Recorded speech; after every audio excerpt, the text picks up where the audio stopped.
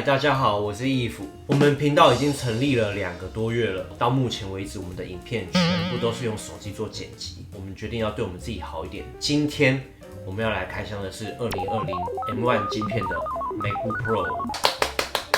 我们今天的开箱就是简单的开箱，过程中有什么讲的不对的啊，或者是讲的太简单的话，不要骂我。然后有什么建议的话，也欢迎在下面留言。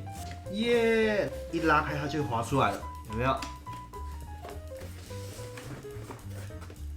哇！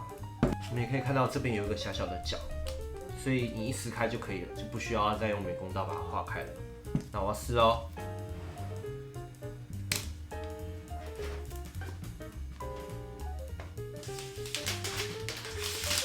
然后，因为很多人都是选灰色，所以这一次我的 MacBook Pro 我是选的是银色。它旁边有2个 Type C， 然后另外一边只有1个耳机孔，它散热孔在后面那边，就这边。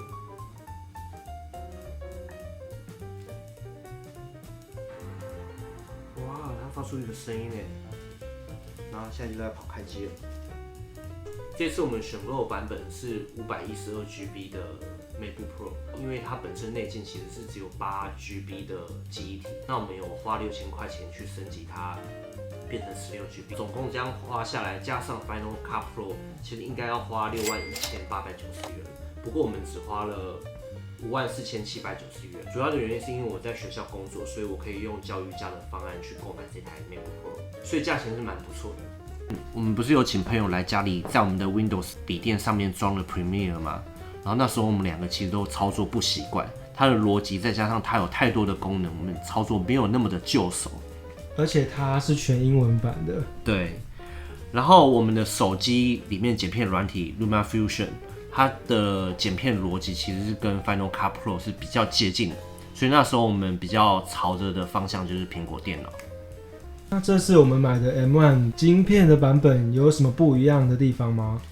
因为往常 MacBook 几乎都是用 Intel 的晶片，然后 Intel 的晶片，你的需求是用来剪片的话，它势必一定要上到 i7 或 i9， 那这样整个价钱加一加可能会到7万9万之间，这个价钱非常的吓人，我们都没有办法好好的下手。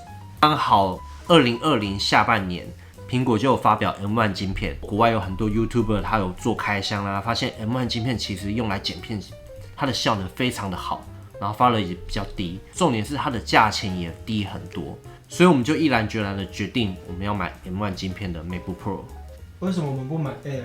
就是我们不买 Air 的原因是因为 Air 它没有风扇，即便是 M1 的处理器，我想它应该在大量的操作啊、剪片以及输出的过程中一定会发热。那如果没有风扇的话，它的散热一定比较不好，我觉得对机身应该也是比较不好的所以我就选 MacBook Pro。我们今天除了打开了我们的 MacBook Pro， 我们还另外买了一样东西，它是一个 SSD 的储存装置，我们打算要用它来剪片用。我们买的是威刚的512GB SSD， 主要是因为我们有查 HDD。它的传输速度比较慢，如果你要在 HDD 上面剪片的话，其实基本上是没有办法，因为传输速度慢嘛，所以可能剪片它会 lag。所以我觉得 HDD 它是比较适合用来储存的，例如说你已经把片剪好，你要备份起来就备份在 HDD 里面。那为什么我们要买 SSD 呢？因为我们要在它上面就是直接做剪辑，我们就不需要去用到苹果自己内建的容量，我们就直接在这上面做剪辑。我们买的是 Type C 的接头。所以它也附了 Type C to Type C 的头。我们特别选 Type C 接头，就是暂时先不想买 Hub。对啊，因为如果 Type C 就直接连接它就好了，而且我们目前也没有太多东西是需要插 Type C， 所以我们就先这样子。它其实很小颗大概一个手掌大而已。经过我们刚刚简单的开箱，那接下来我们会试用一段时间，也会再发布一支影片，是有关于从 Windows系统跳到苹果电脑会遇到的哪些困难，还有哪些地方是需要重新适应的，那就期待我们的影片吧。我们今天影片就到这边，然后喜欢我们的影片记得订阅、按赞还有分享。那今天就拜拜。